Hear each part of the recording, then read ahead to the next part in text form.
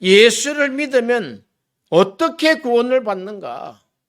예수 믿으면 구원받습니다. 주 예수를 믿으라. 그리하면 너와 내 집이 구원을 받으리라 하신 것처럼 어떻게 구원을 받느냐는 거예요. 그러나 이 구원은 우리가 지난주에 말씀한 것처럼 하나님의 속죄법이 있다는 거예요.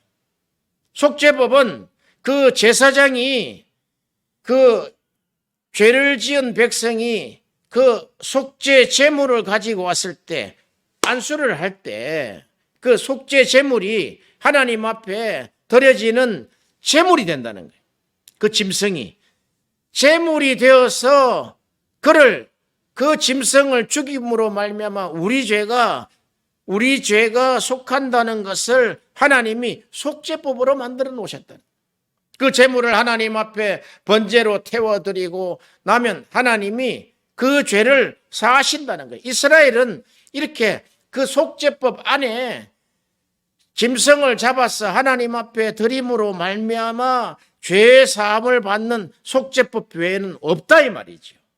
그래서 오늘 본문에 보면은 어떻게 인간 예수 너가 죄를 사한단 말이냐? 그것은 참남하다. 신성모독이다. 이렇게 이야기하는 거예요. 왜? 그 정도 속죄법이 그들의 머릿속에는 속죄법이 구약의 속죄법만 들어있기 때문에 그렇습니다. 성경 전체를 이해를 하지 못했다는 거예요.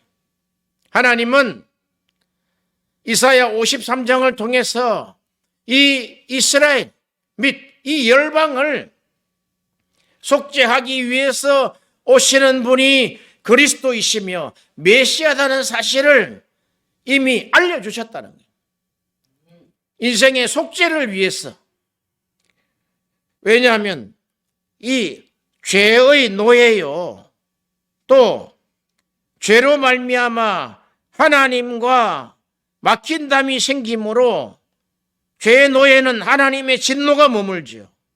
막혀 있기 때문에 의롭게 될 수 없습니다. 그러나 이스라엘은 율법으로 의롭게 될 수 있다라고 한다는 거예요. 하나님은 율법으로는 안 된다는 거예요. 의롭게 되는 것이 오직 그리스도로 말미암아 하나님의 은혜로 의롭게 된다는 거예요. 그러므로 인생에 있어서 가장 첫 번째의 필요는 속죄다는 거예요. 속죄. 죄의 사함이라는 거죠. 로마서 3장 22절에 모든 사람이 죄를 범하였음에 모든 사람이 죄인이라고 이미 선언되어 있다는 거예요. 빠져나갈 수가 없다는 거예요. 그러므로 하나님의 영광에 이르지 못한다는 거예요. 자, 바꿔서 이야기하면 우리 인간은 하나님의 영광에 이르는 존재라는 거예요. 하나님의 영광에 이르는 존재. 그럼 하나님의 영광에 이르는 존재가 구체적으로 뭡니까? 하나님의 영광에 이르는 존재. 하나님의 형상대로 만들었기 때문에 하나님과 같은 거예요. 그래서 이 천지 만물을 창조하신 우리 안에 새 창조를 하시는 이 말씀을 받은 자는 신이다 그랬다. 신과 같다. 그것은 하나님과 같은 존재의 그 형상을 가지고 있다는 거예요. 더 구체적으로 이야기하면 하나님의 영광에 이른 존재들은 말하는 대로 된다는 거예요. 너희가 믿고 구한 것은 받은 줄로 믿어라. 그리하면 그대로 되리라. 말하는 대로 된다는 거예요. 그리고 하나님의 영광에 이르는 존재라는 것은 예수님이 부활하신 이후에 제자들에게 나타나셔서 두 가지 말씀을 주셨어요. 그 부활하신 예수님이 나타나셔서 아버지가 나를 보낸 것처럼 나도 너희를 보내노라 세상에 파송을 하셨단 말이에요.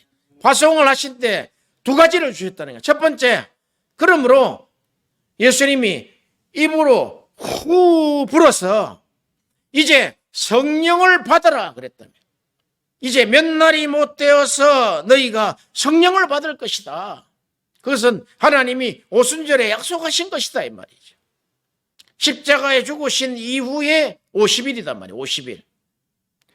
성령을 받아라. 그리고 두 번째는 놀라운 메시지입니다. 너희가 누구든지 죄를 사하면 사하여질 것이요, 그대로 놔두면 그대로 있을 것이다는 죄 사함의 권세를 주셨다는 거예요.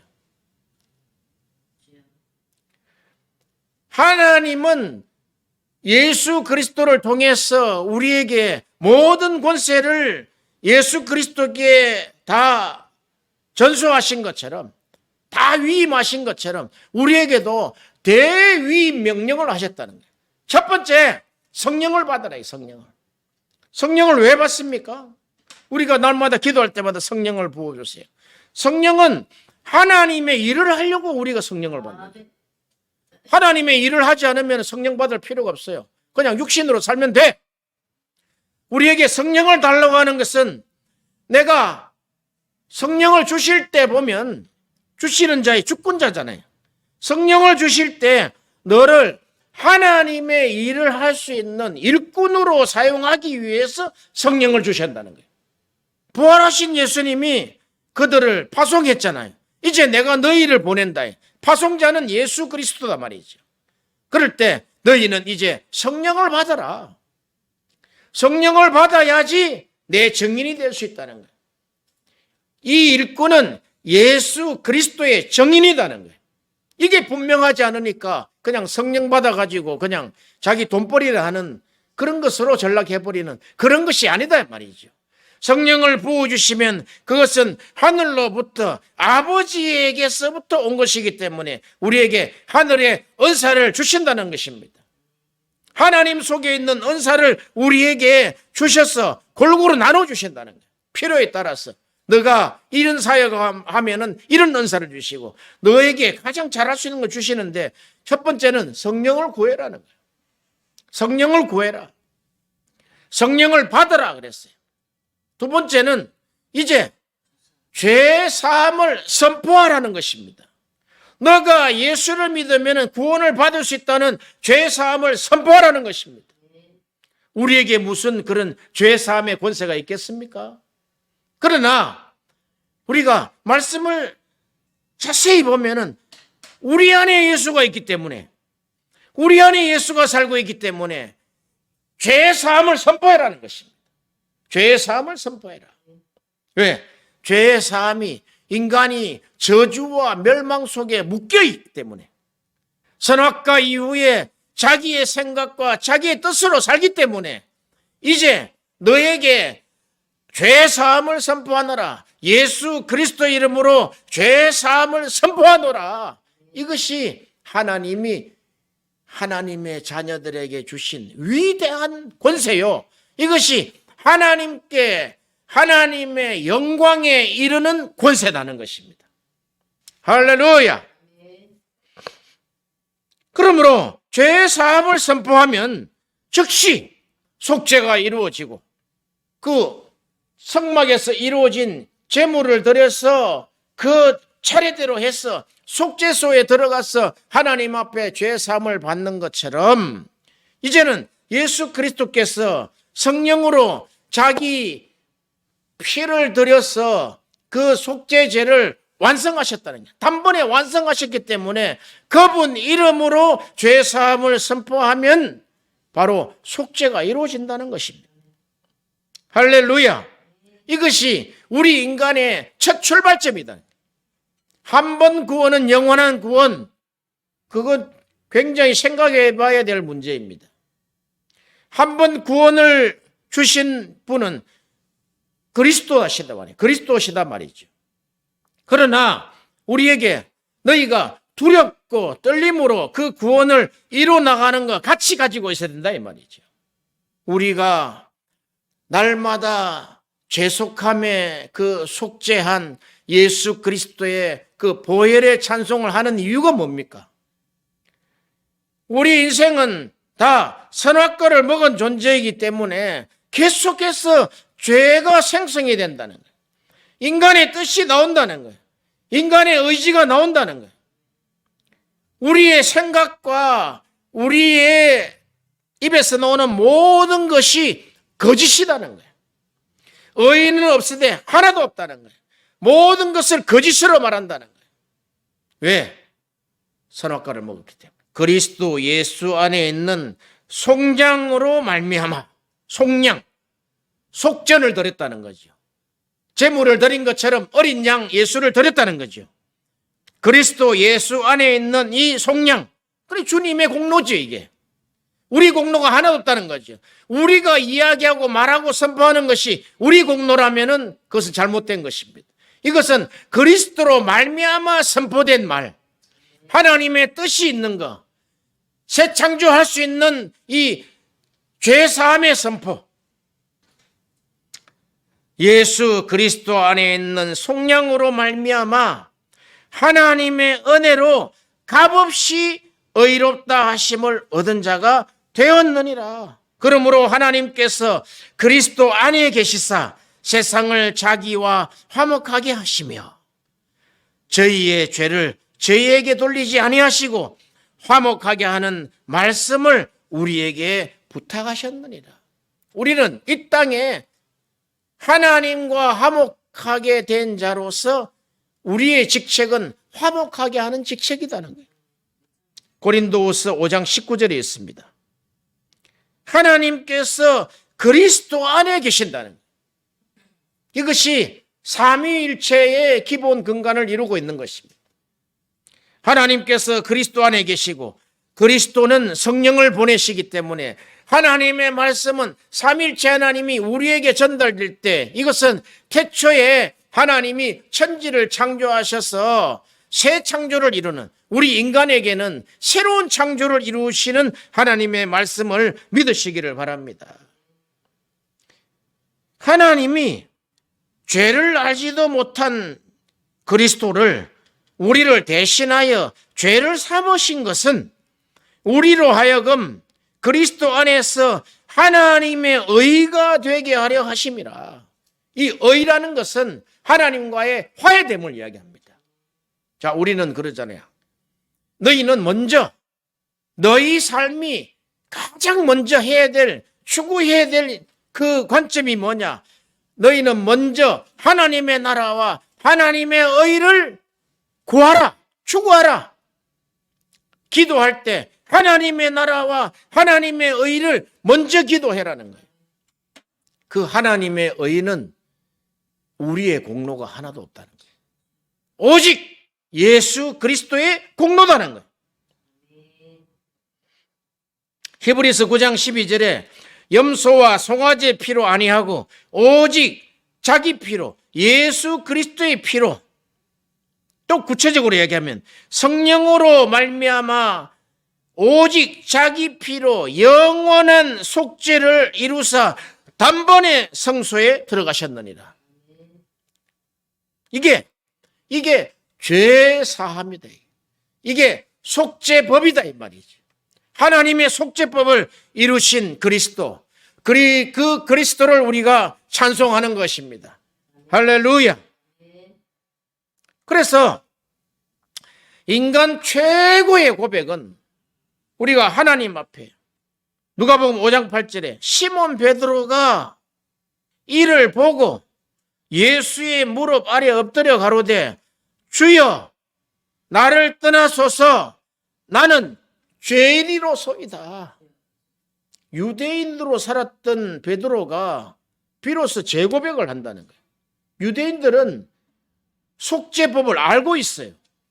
이 고백은 그냥 내가 하나님 앞에 죄인입니다 이런 고백이 아니라 그 안에는, 그 베드로 안에는 유대가 내려오고 있는 전통 속죄법이 완전히 완성되어 있는 사람이다 말이죠. 아니면 그가 열심당원으로 살아갈 수 있겠어요?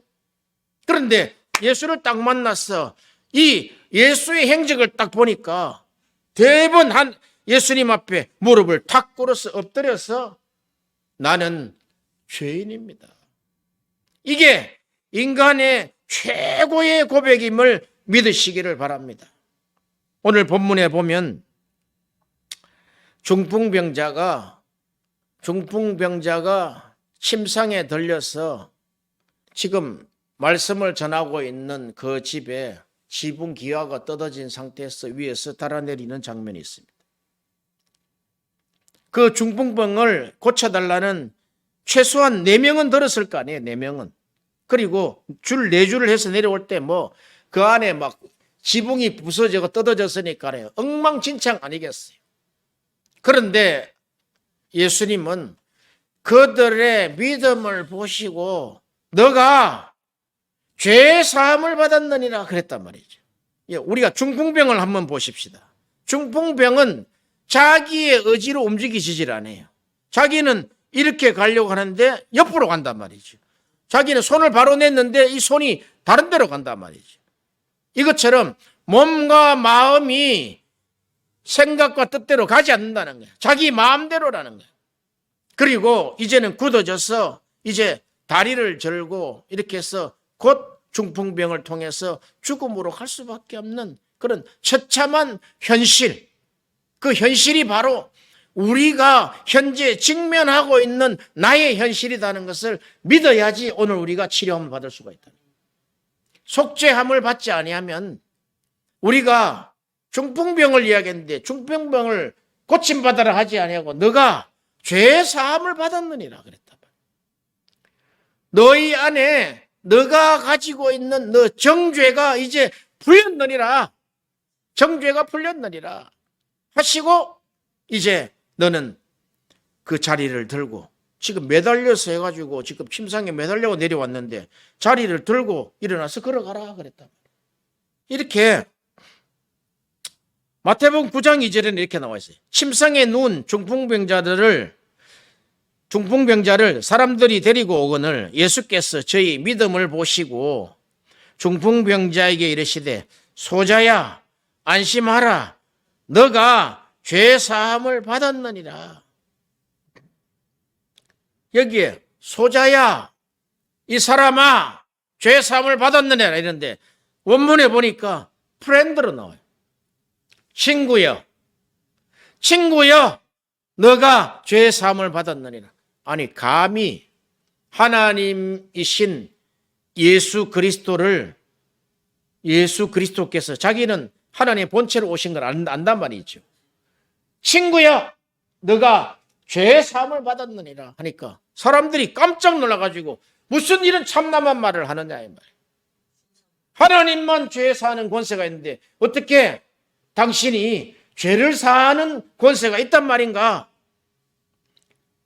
마가복음 2장 7절에는 이 사람이 어찌 이렇게 말하는가? 참남하도다. 오직 하나님 한 분 외에는 누가 능히 죄를 사하겠느냐? 여기 이스라엘 백성들의 생각이단 말이에요. 그러나 예수 그리스도 이후는 우리가 죄 사함을 선포할 수 있는 존재라는 것을 믿으시기를 바랍니다. 사람을 정죄하지 마시기를 바랍니다. 예수님도 정죄하기 위해서 오신 것이 아니단 말이죠. 나도 너희를 정죄치 아니하노라. 너가 오늘 죄 사함을 받았느니라. 친구여 너가 죄 사함을 받았느니라. 주위에서 웅성거립니다. 어찌하여 저가 죄 사함을 받았다고 하는 그 참남한 말을 하느냐? 그때 예수님이 말씀합니다.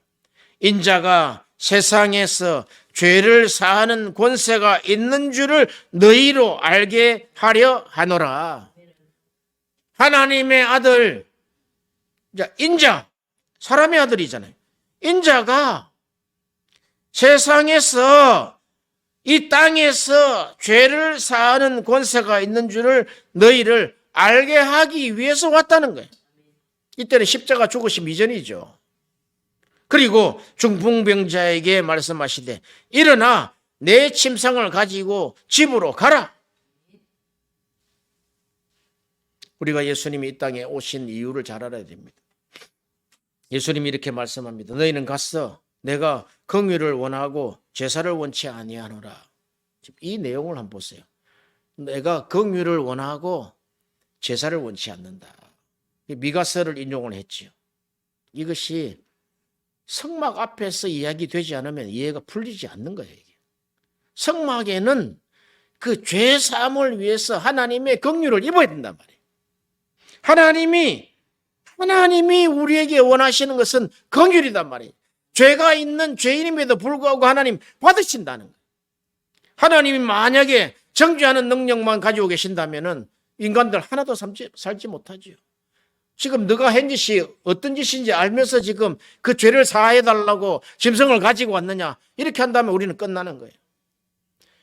하나님이 긍휼을 원하고 제사를 원치 아니하는 뜻이 무엇인지를 배우라는 거예요.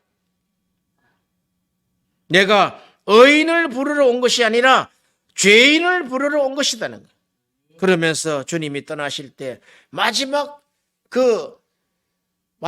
이제 제자들과 성찬을 하실 때 피를, 포도주를 따라서 드리면서 마시면서 이것은 죄 사함을 얻게 하려고 많은 사람을 위하여 흘리는 바 나의 피, 곧 언약의 피다 그랬어요. 마시면서도 우리가 성찬에 참여하면서도 진정한 의를 알기까지는 굉장한 시간이 많이 걸립니다.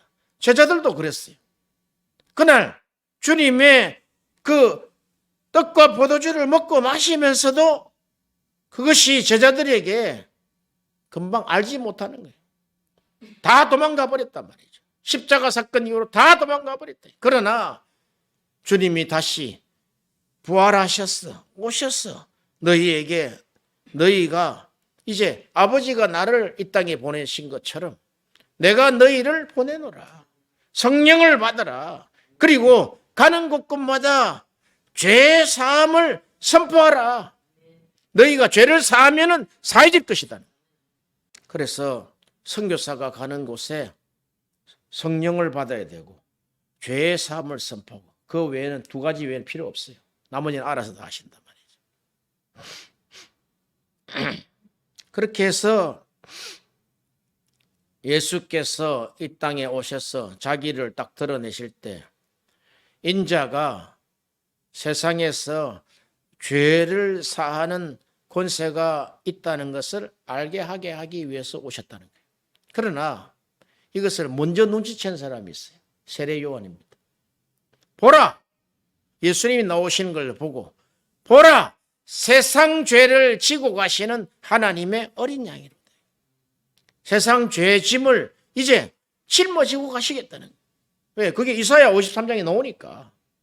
그가 우리의 죄를 지고, 그랬더니 우리의 죄를 지고 그가 십자가의 죽음을 당하셨도다. 우리 죄를, 죄짐을 담당했다니, 담당했다. 이렇게 우리에게 정죄되어 있는, 인생을 딱 보면은 정죄되어 있는 사람의 용어가 정죄가 풀린 사람하고 용어가 다릅니다. 예수 그리스도 안에 있는 자들은 결코 정죄함이 없다는 거예요.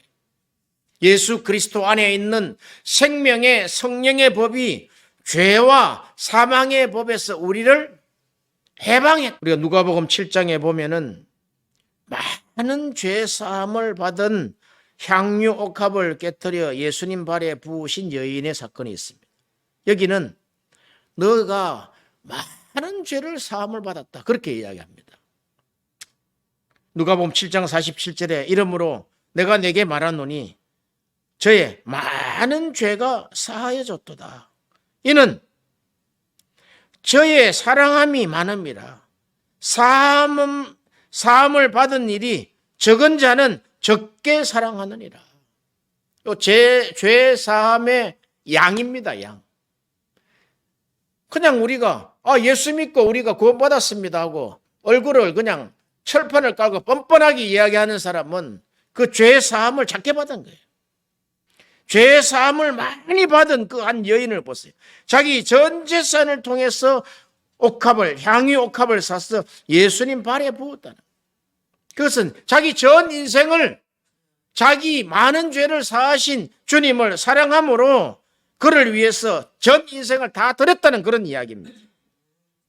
사함을 받은 일이 적은 자는 적게 사랑하며 사함을 많이 받은 사람은 많이 사랑하게 되는 것입니다. 그래서 우리는, 말세는 그렇게 이야기하죠. 저가 죄 사함을 받았다라고 이야기하지만 저가 첫사랑을 잃어버린 자구나. 에베소 교회죠. 첫사랑을 잃어버린 교회. 그러나 우리한테 대안을 제시하는 거예요. 너가 어디서 떨어진 것을 생각하고 이제 그 처음 사랑을 다시 회복하라는 것입니다. 어디서 떨어졌습니까? 그것은 떨어진 것은 자기의 생각과 자기의 뜻을 관찰하기 위한 곳으로 다시 돌아가야 된다는 거예요. 다른 데 있으면 한번 이야기해 보세요. 그것이 왜? 죄의 근원지이기 때문에, 그게 선악과의 근원지이기 때문에 그곳에 가서 이제 내가 다시 회개하였어. 첫사랑을 회개하는 것입니다. 회개하고 첫사랑을 회복하는 것입니다. 할렐루야. 그러면서 예수님은 그 여자에게 이렇게 이야기합니다. 너의 믿음이 너를 구원하였으니 평안히 가라. 이제 구원받았다.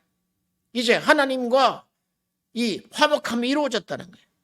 말이나 되는 이야기입니까? 지금 현장에서 가늠하다가 잡혀온 그 여인에게 지금 뭐 옷도 다 찢어져 있고 그냥 하체는 지금 다 벗겨져 있을 거 아니에요. 그런데도 나도 너를 정결치 아니하노니 이제 너가 보니까 그 구원받은 그 너 믿음이 너를 구원하였으니 이제는 평안히 가라. 평안히 살아라. 하나님과의 화평을 누리면서 살아라는 것입니다. 그처럼 원인이 어디 있겠어요? 우리에게도 그렇게 했단 말이죠. 우리에게도 그렇게 했지만 우리가 그 죄의 사함을 적게 받았다는 거예요. 왜? 죄의 회개가 덜 됐다는 거예요. 우리가 기도하면, 방언으로 기도하면 죄가 무수히 많은 죄가 쏟아집니다. 무슨 죄가 그렇게 많다고 맨날 회개하냐고 하지만 모르는 이야기입니다. 해보세요.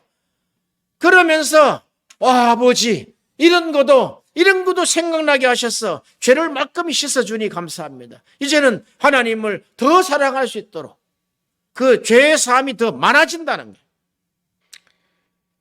누가복음 13장에 보면 실로암 망대가 무너져 치어 죽은 18명의 사람이 있는데 예수님이 이렇게 이야기했어요. 이 사람들이 예루살렘에 거한 모든 사람들보다 죄가 더 있는 줄로 아느냐? 그럼 실로암 망대가 무너져서 18명이 죽었어요. 지금 우크라이나가 지금 전쟁 중에 지금 수백 명, 수천 명이 지금 죽어가고 있습니다. 저것을 보고 너희 한국에 있는 사람들이 저들보다 죄가 없어서 그런 줄 아느냐? 너희도 너희에게 이르노니 아니라 우크라이나가 죄가 많아서 저러느냐? 러시아가 죄가 많아서 저러느냐? 아니다. 너희도 만일 회개치 아니하면 다 이와 같이 망하리라. 한 대통령 후보자가 우크라이나를 비난했어요. 정치 경험이 없고 그가 정치 초보자이기 때문에 저렇게 당할 수밖에 없었다. 그 말이 되는 겁니까? 우리는 그것을 보고 우리를 교훈 삼아야 된단 말이죠. 우리도 회개하지 않으면 이렇게 망하겠구나. 다른 사람의 불행을 보고 행복을 본인이 더 느끼고 한다면은 어떻게 이 인류가 같은 시민으로 살 수가 있겠습니까? 그들이 우리보다 죄가 많아서 망한 것이 아니라 우리에게 한 표적으로 보이신다. 너희도 오늘 회개하지 않으면 우크라이나처럼 망한다는 거예요. 그게 교훈인데 엉뚱한 교훈을 내놓는단 말이죠.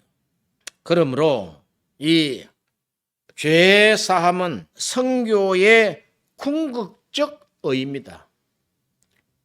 선교를 왜 하러 갑니까? 왜 복음을 전도합니까?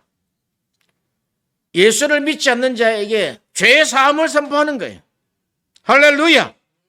누가복음 24장 47절에 또 그의 이름으로 죄 사함을 얻게 하는 회개가, 그래 회개했네. 죄 사함을 얻게 하기 위해서는 회개가 동반돼야 된다는 거예요.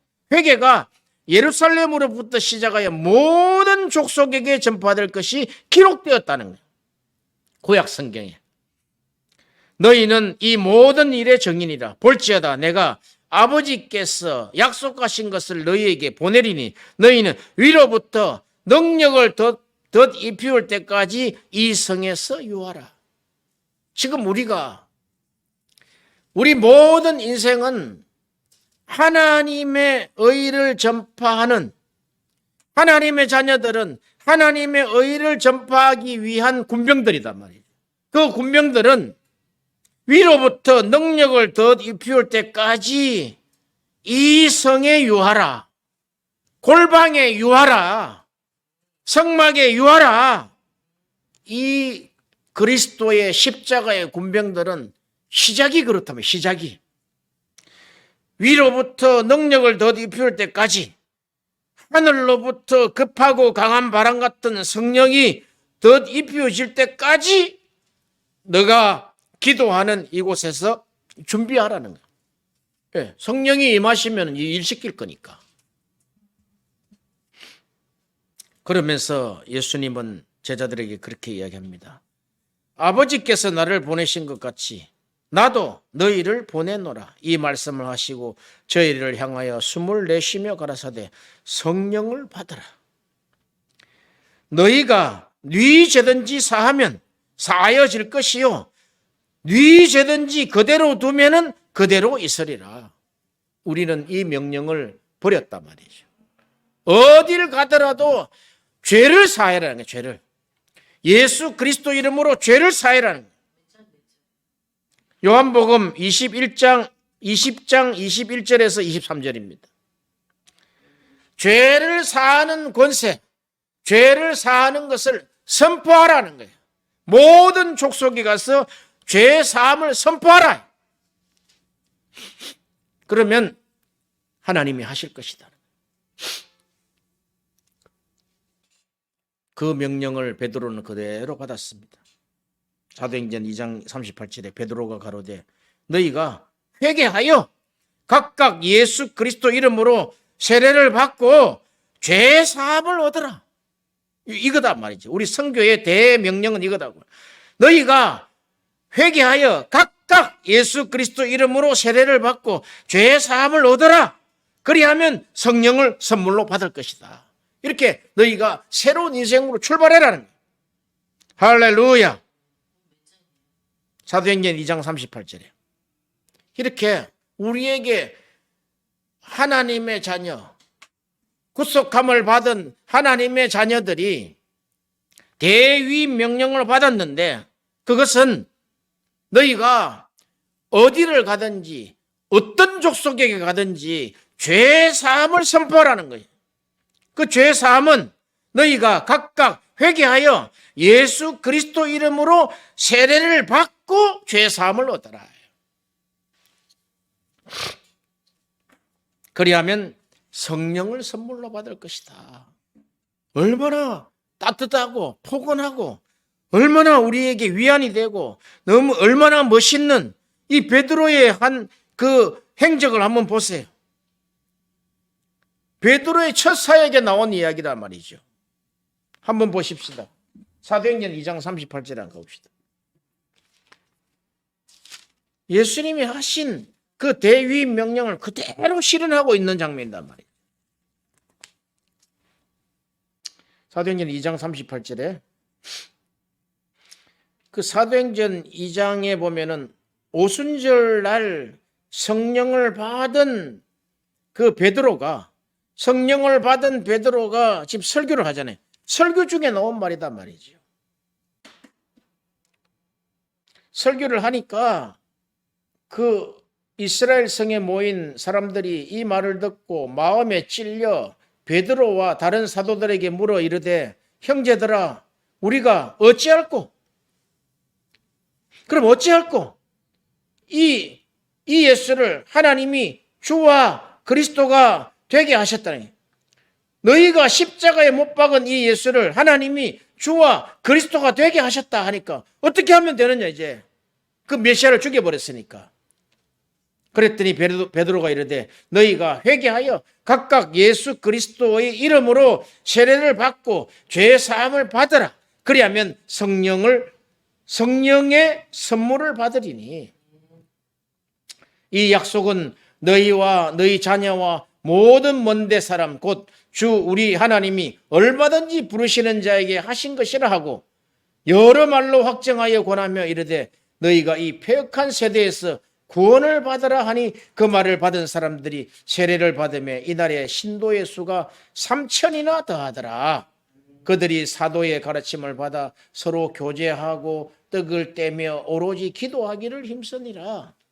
이렇게 베드로 사도의 그 오순절날 설교를 통해서 이스라엘의 믿는 자들을 다 회개하고 세례를 받고 죄의 사함을 받고 성령의 선물을 받았는데 결과는 무엇이냐? 한 몸이 되었다는 거예요. 한 몸이 되어서 떡을 떼고 그들이 이제 전심으로 기도를 하는 그 초대교회를 보세요. 딱 모형이, 요 모형이 딱 나와 있네. 오로지 전심으로 기도하는 한 몸이 되었다는 거예요. 이게 아니고는 어떤 교회든 어떤 선교든 가능성을 볼 수가 없는 거예요. 우리는 이걸 놓쳤단 말이죠. 다시 이것을 회복하기를 원합니다. 오직 성령으로 하면은 우리의 생각과 우리의 뜻과 의지는 이제 버려라는 거예요. 오직 성령이 주관하시는 하나님의 일, 그 사역이 우리에게 넘치기를 축원합니다. 아멘.